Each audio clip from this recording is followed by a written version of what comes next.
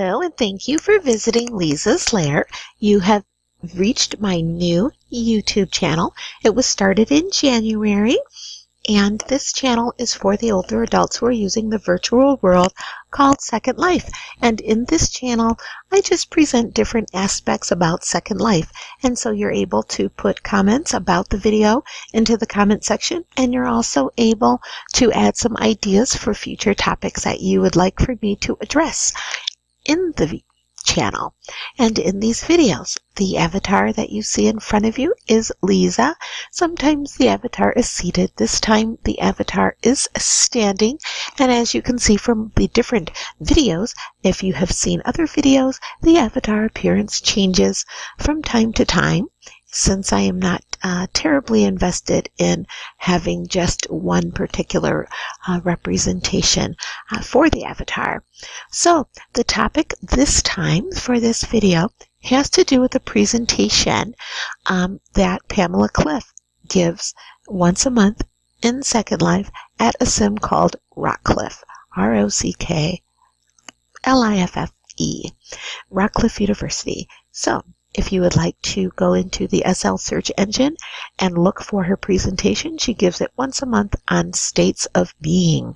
And she talks about the different states of how to be part of Second Life and virtual worlds in general.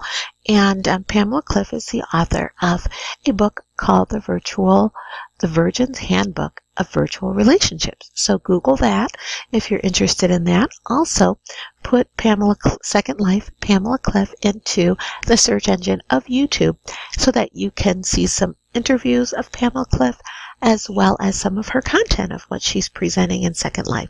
So these are the three states of being that I would like to toss out to you and ask which one you feel you operate in Second Life.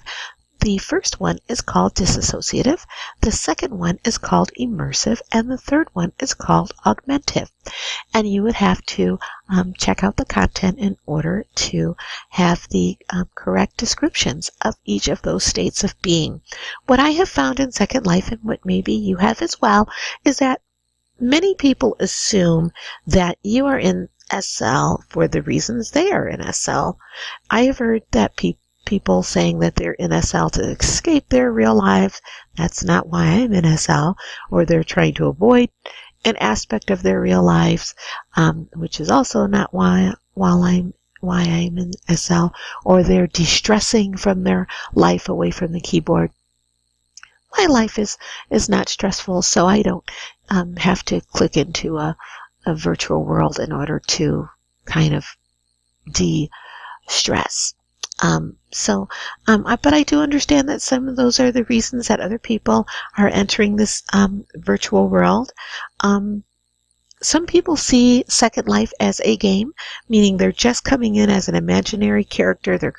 Their avatar represents an imaginary character, and they like to stay in that imaginary character while they're in Second Life. And so that it's just a game, and they have, the conversations that they have are related to the imaginary character that they have created. And so that's some of the people who are in Second Life. There are other people who don't see Second Life as a game or their avatar as an imaginary character. However, they see Second Life as just a world within this computer that they can enter into. They haven't created an imaginary character. They create an avatar, and how they're engaging and communicating with others in the Second Life environment is how they would communicate away from the keyboard. And so that's the kind of sometimes the difference. And then there's those people that sometimes they're pretending an imaginary character and sometimes they're not. So they're using Second Life. They're switching it up. So you never really know kind of when you encounter someone how they're using Second Life.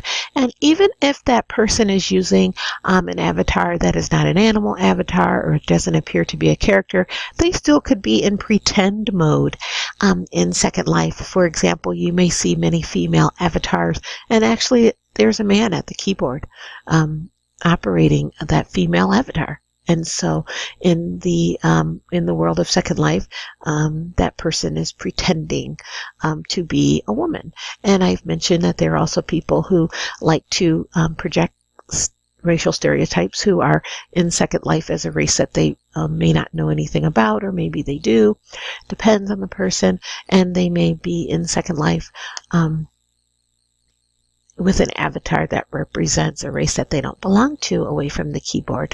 And some people just like to do that in order to have an opportunity to be with other avatars who are doing the same thing, or they are assuming that they can be part of a group that they're not part of away from the keyboard. So it really depends on the person, but I'm interested in this immersive, disassociative, augmentive list of these states of being, and which ones you perceive that maybe you happen to choose when you're in Second Life. So check out the content of Pamela Cliff and her interviews about these states of being that are on YouTube, and come on back and put comments in the comment section as to which state of being you prefer to use while you're in Second Life. Thank you again for visiting Leezah's Lair, and I hope you'll continue to watch these videos.